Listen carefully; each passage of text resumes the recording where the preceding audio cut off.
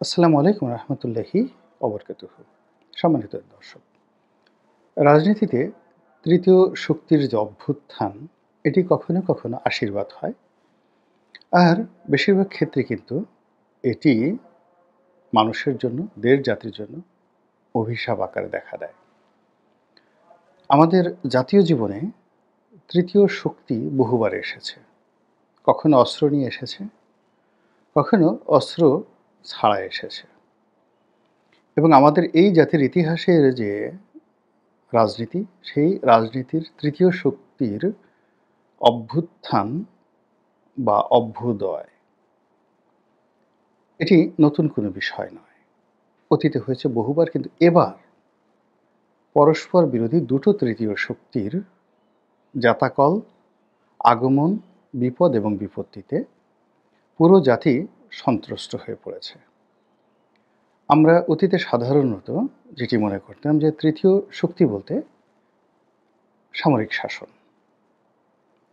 এখানে প্রথম শক্তি যারা সরকারে থাকে তারা, দ্বিতীয় শক্তি মানে যারা বিরোধী দল থাকে তারা, আর তৃতীয় শক্তি হলো একটা সামরিক শক্তি রাষ্ট্র ক্ষমতা গ্রহণের ক্ষেত্রে।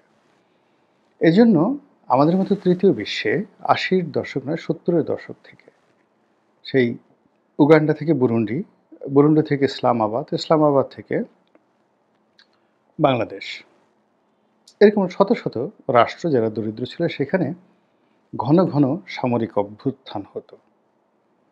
এবং সে সকল অভ্যুত্থানের ফলে বহুকালের যারা সামরিক শাসক, তারা বহুকালের যে আবর্জনা স্বৈরশাসক, তাদের বিরুদ্ধে অনেক ক্ষেত্রে সফল হয়েছেন এবং একটি কল্যাণকর রাষ্ট্র উপহার দিয়েছেন। কিন্তু বেশিরভাগ ক্ষেত্রে যেটি হয়েছে সেটি হলো সামরিক শাসনের জাতাকলে সেই রাষ্ট্র ব্যর্থ হয়েছে এবং সেই রাষ্ট্রে গৃহযুদ্ধ মানে চলেছে বহু বছর ধরে, এবং সেখানে জাতিসংঘকে যেতে হয়েছে, এবং সে জাতি ২০, ৩০, ৪০, ৫০ বছর পিছিয়ে গেছে এবং পৃথিবীতে অসভ্য রাষ্ট্রের তালিকায় সেই রাষ্ট্রের নাম লেখা হয়ে গেছে। যেমন ধরুন উগান্ডা।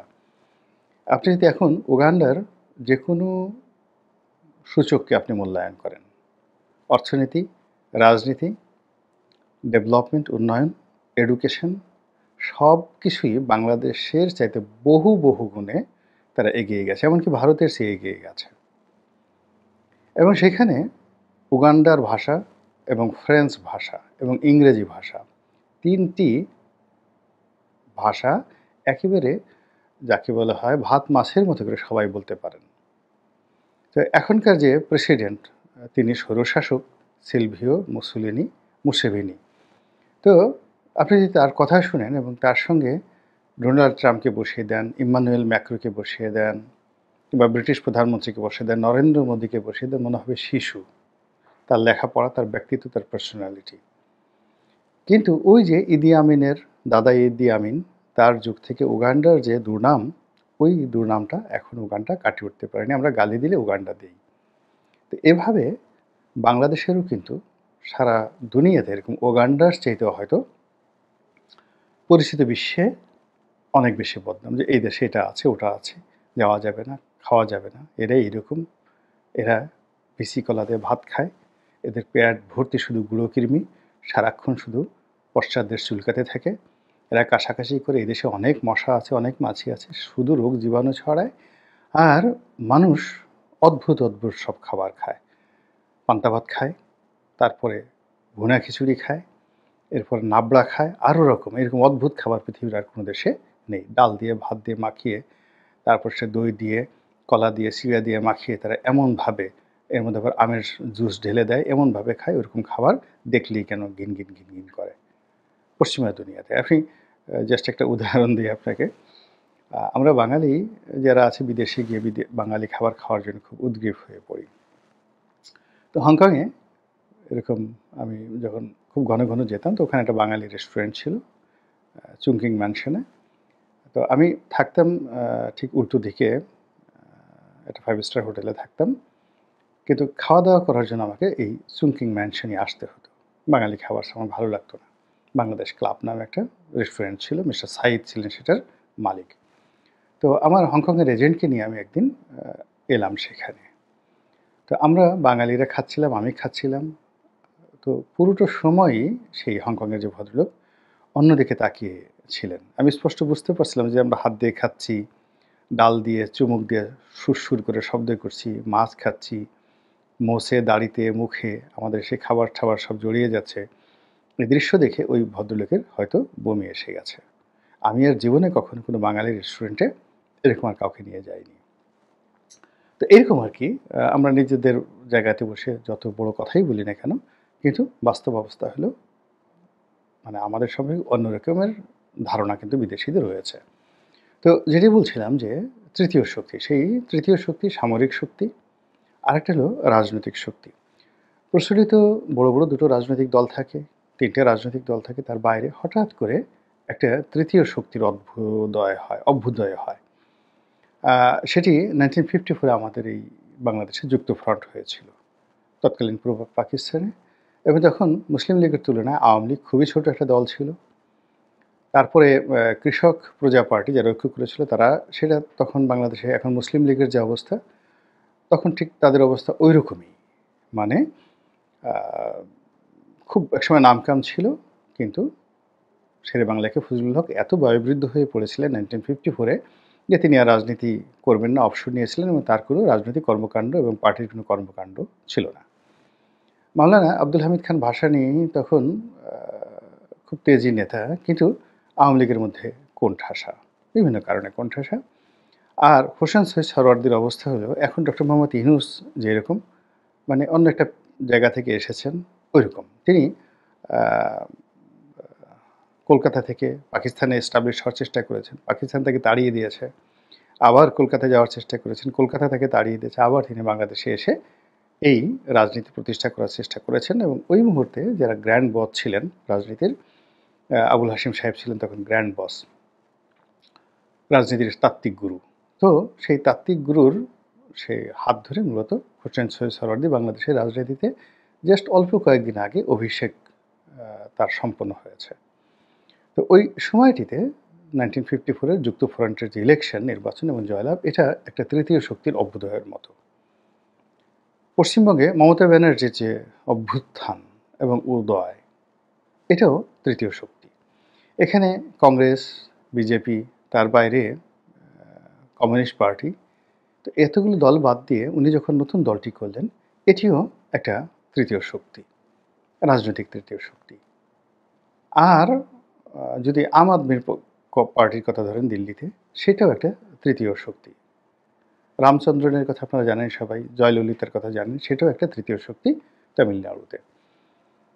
তো এভাবে রাজনৈতিকভাবে তৃতীয় শক্তির অভ্যুদয় হয়, সামরিকভাবে তৃতীয় শক্তির অভ্যুদয় হয়। কিন্তু দুটো তৃতীয় শক্তি অর্থাৎ সামরিক শক্তি এবং বেসামরিক রাজনৈতিক শক্তি একত্রে উদয় হয়েছে, উদ্ভব হয়েছে, এরকম ঘটনা খুব অল্প, খুব অল্প। পাকিস্তানে সেই তৃতীয় শক্তির পতন যখন একেবারে অনিবার্য, ঠিক সেই সময়টাতে সামরিক শক্তি এসেছে।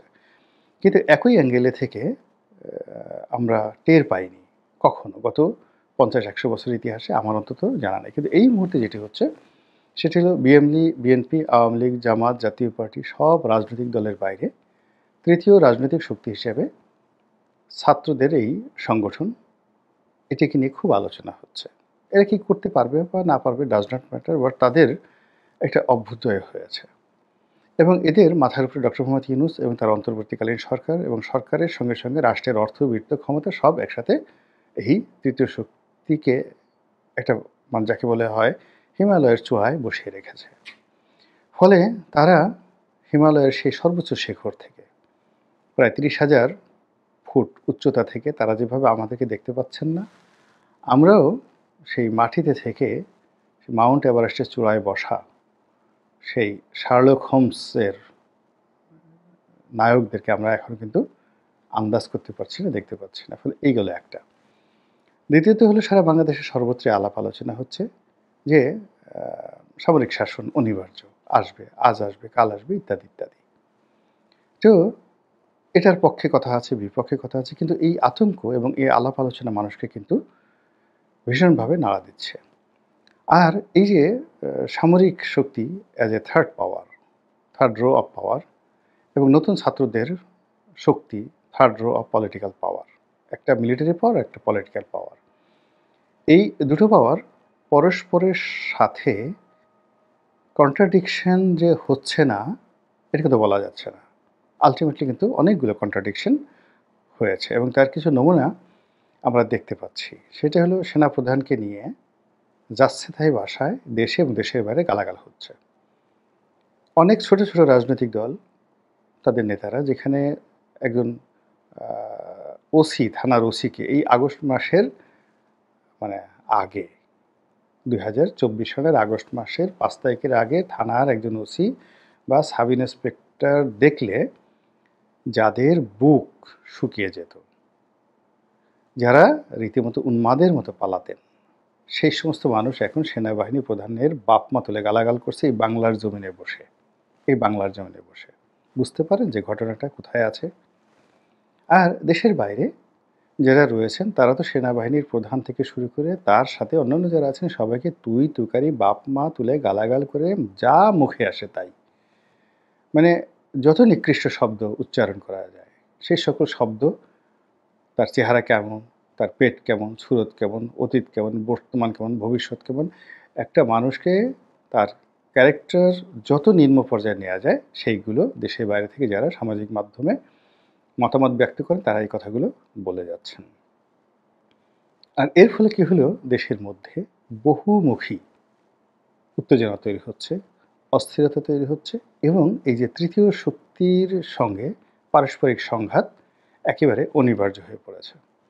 রাজনীতি যদি এখানে বিজয়ী হয় তাহলে সামরিক বাহিনীর অবস্থাও তদ্রূপ হবে যেভাবে পুলিশের অবস্থা হয়েছে, যেভাবে বিজিবির অবস্থা হয়েছে, যেভাবে অন্যান্য সিভিল সার্ভিসের অবস্থা হয়েছে, এর বাইরে যাবে না। আর যদি সামরিক শাসনের সময়টাতে আসে, বিশ্বাস করেন পশ্চাৎ দেশ লাল টকটকে হয়ে যাবে, রক্ত গোলাপ, মানে এরকম হাজার হাজার মানুষকে আপনি দেখতে পাবেন যাদের পশ্চাৎ দেশের উপরে রক্ত গোলাপের বাগান তৈরি হয়ে গেছে, বড় বড় গোলাপ, সেখানে রক্ত গোলাপ সেখানে ফুটে আছে টকবগিয়ে টকবগিয়ে। আর চারিদিকে সেই রক্ত গোলাপের মোহে মোহাম্বিত হয়ে অনেক বসন্তের কোকিল ডাকাডাকি করেছে। আল্লাহ আমাদের সবাইকে হেদায়েত দান করুন এবং হেফাজত করুন। আসসালামু আলাইকুম ওয়া রাহমাতুল্লাহি ওয়া বারাকাতুহু।